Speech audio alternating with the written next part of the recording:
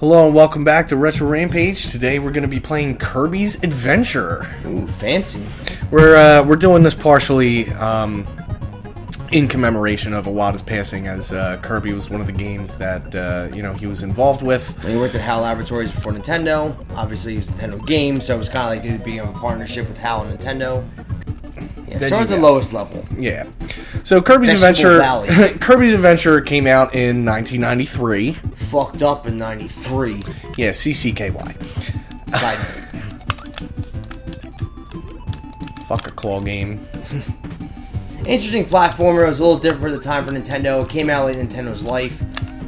Yeah, obviously being 93, Nintendo was running out of steam. The Super Nintendo was already out. Now this is the second game in the Kirby series. The original was actually Kirby's Dreamland for Game Boy. So most people are kind of confused that, they think this is the first Kirby game, where actually the Game Boy had the first Kirby game in 91. The second one came out on NES, and this is the only NES Kirby game. Which is strange because, it's such a beloved franchise, but then when you look back, you realize that this was really the only NES entry, because after this was, Kirby's Dreamland 2 and 3 and shit, and... Yeah, once Super Nintendo came out, there was a plethora of Kirby titles on there. And then, of course, Smash Brothers rocketed Kirby's stardom. Shuck it, motherfucker. Most people don't know Kirby, he eats shit, he spits it out. He also eats shit. He eats shit. But he also, one of the strategies of the game is a lot of the enemies, he absorbs their powers, and that's part of the strategy of the game, is you absorb powers. Sort of like, Mega Man would gain a boss's abilities. He eats shit. Well, there's no way to put it. Kirby ate shit. See, that guy got biffed by eating a bomb and shooting him back at him. He just put a shot of roids in his ass. I don't know why I got the crash power up from that, but okay. Fair enough. Normally you just get the bomb wheat. Well, as you see, Ryan decimate everybody. Funny note, the Japanese version of this game had a ridiculously long title. It was Kirby of the Stars, the story of the Founding Dreams, which people in America had no attention span, so they just called it Kirby's Adventure. Because if you saw that game on a slip at Toys R Us in 1993, you would have been like, what the fuck am I reading? Oh god, the paper slips. Yeah, if anyone remembers that, I need this Maxim tomato. Hoping there was a slip left so you can go to the little booth and get your game. There's the Maximum tomato. Oh, I need the fucking lightning wheat so I can murk that. Well, fuck it. I need that, but fuck it. I'm just gonna get murked. Yeah, just head out the doorway. Fucking sweeping witch. For a platformer, it gets pretty complicated. There's a lot of intuitive shit for this game, for platformer otherwise. And naps were taken. Ate a dick. He ate shit. Well, ate my first dick. The family. Yeah, funny side story. We went to Next Level Games one time for that little gameplay day, some kind of shit like that, and I was playing Mario 2.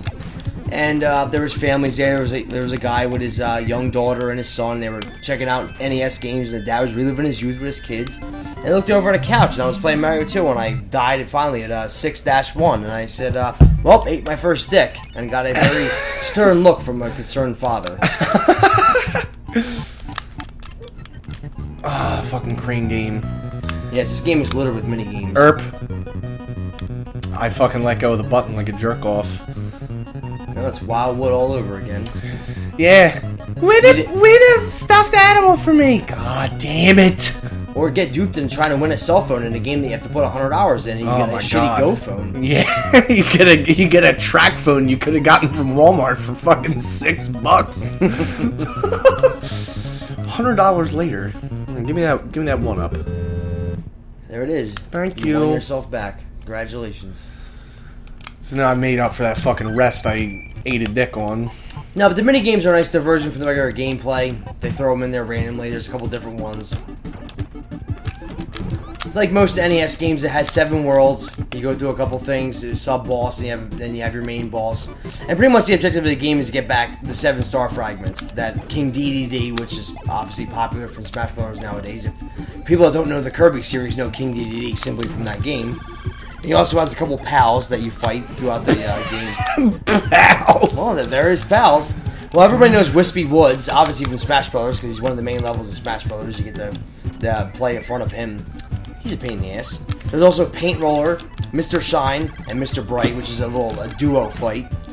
Kracko, Heavy Mole, which could be conceived in many different ways. And then the classic Meta Knight, which everybody's aware of. Most people in the game... The most broken character in Smash Brothers Brawl. Gooby little knight fucker. There you go. The snail's not worth your time. He's depressed and lonely. Just leave him alone. Frog got biffed. Out the door. Actually, this is a pretty large size game for Nintendo.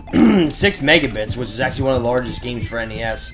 And what's funny is it did not use Nintendo's most powerful mapper chip, the MMC5. It used the MMC3.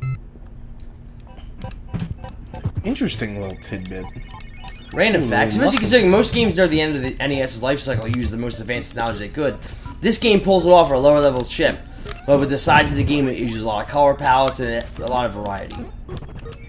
Yeah, this game really is impressively colorful for the console, you know, because like a lot of times, like NES games ended up looking like washed out a little bit, but you know they really did a good job with this. This game actually, the colors actually remind me of an early Genesis game where they had the color palette but not the technology. But yeah, this game has a very deep color palette.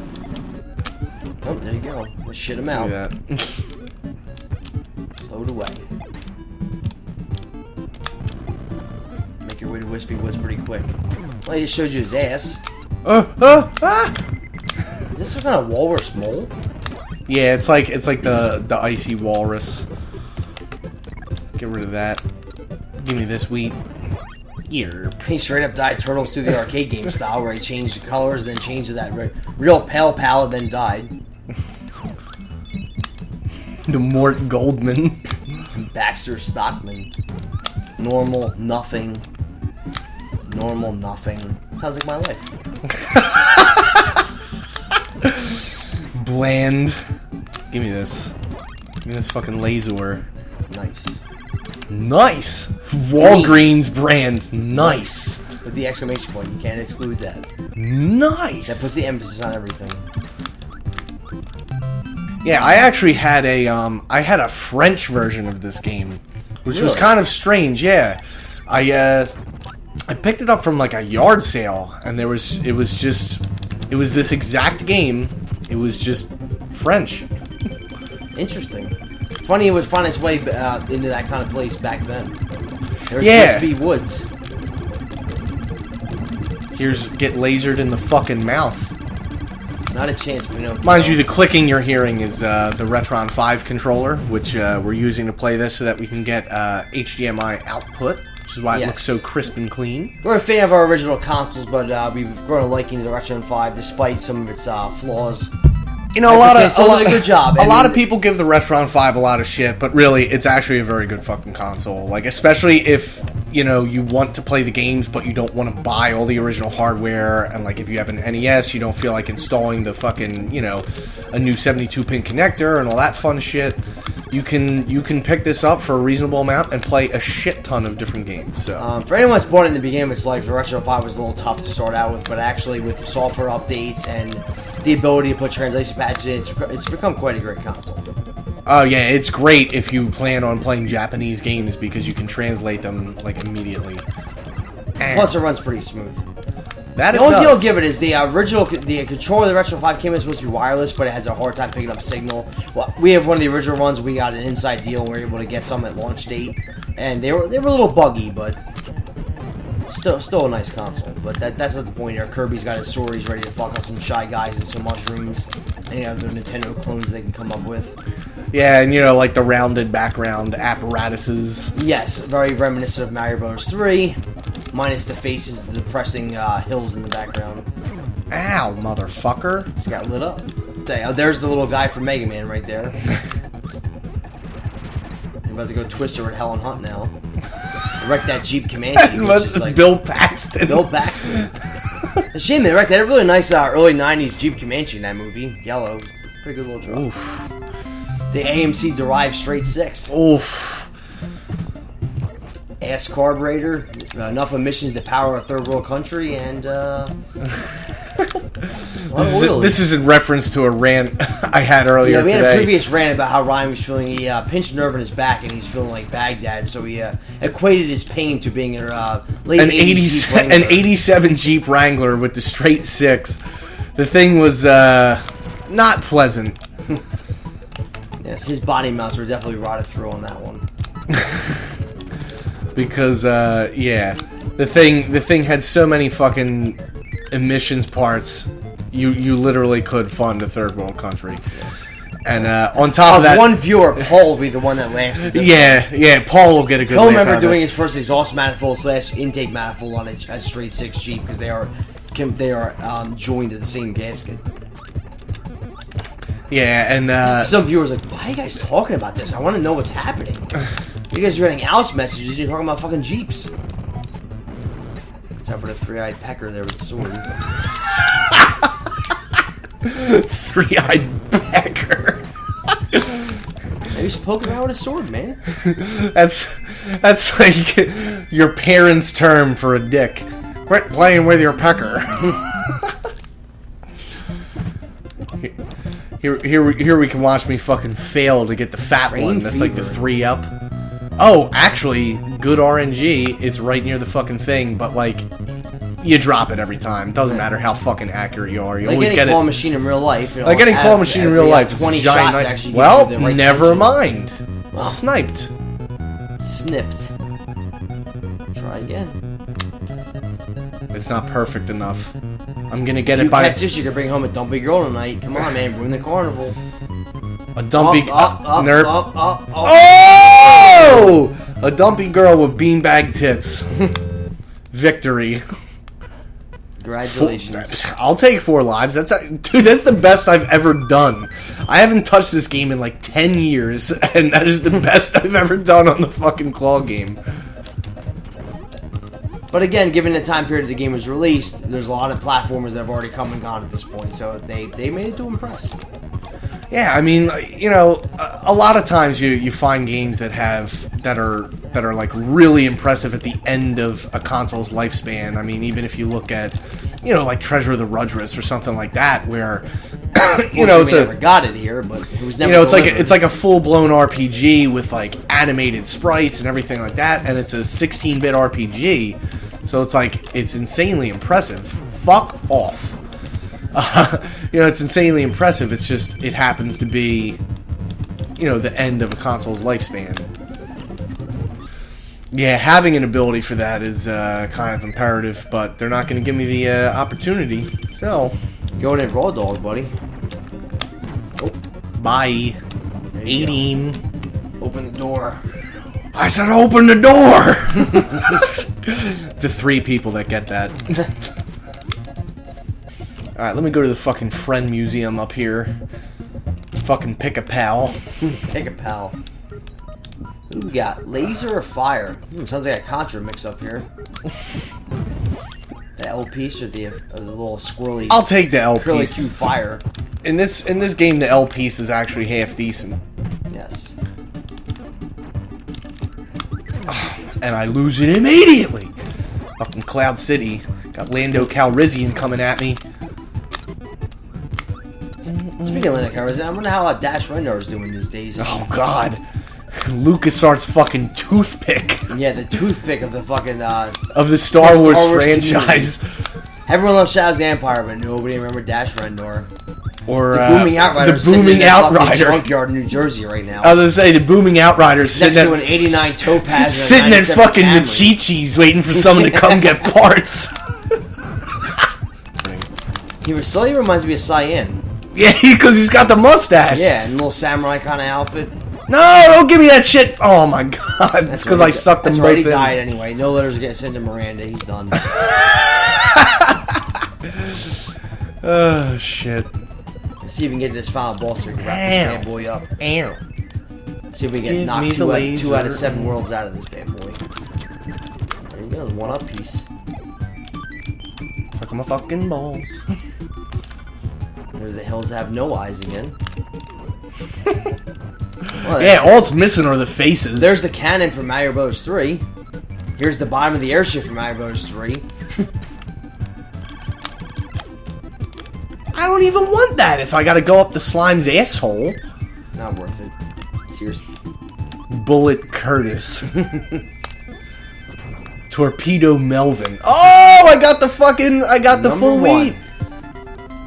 I'll take a 1-up. I'm gonna fucking need him. I'm getting murked.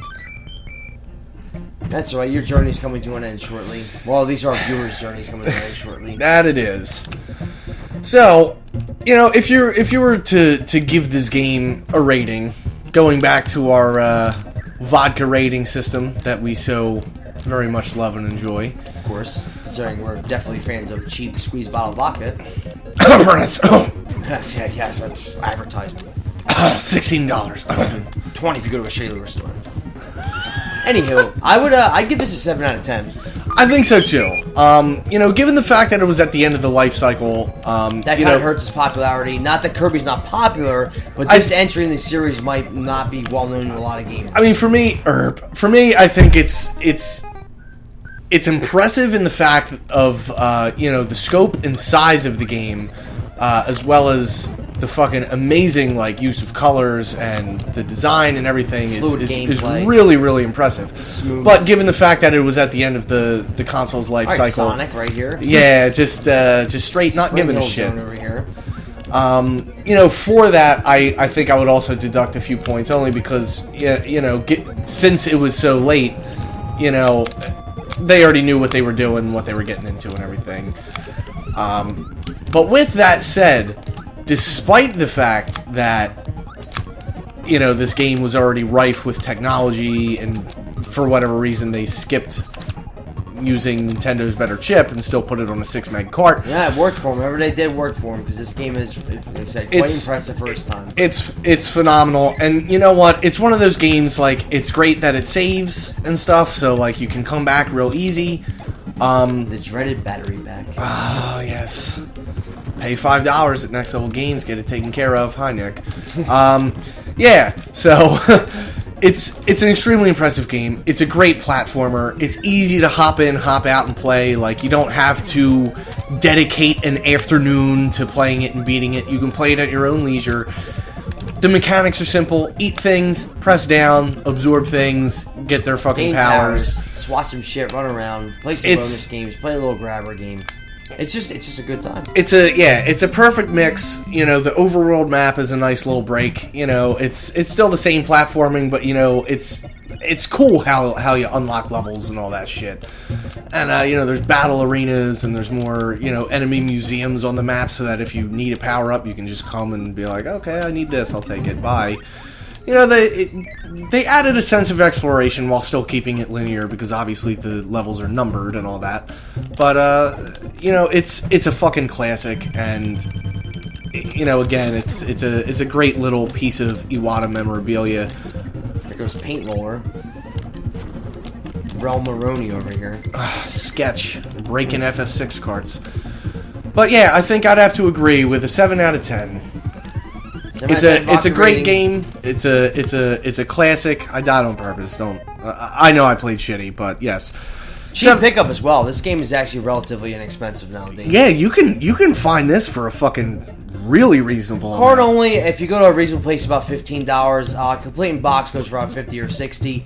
Prices have been jumping up slightly on this game, but they kind of seem to fluctuate. But it's still a very inexpensive game if you have an NES or a modern Retron console to play NES games. It's an entry you won't be upset with. Yeah, you're not going to want to pass this one up. So, you know, don't eat like shit for one day, and you can get this game. I know that's hard, especially for me, because I'm a fat piece of shit. But that's all right. I have vegetable smoothies and protein shakes. I'm still a fat piece of shit.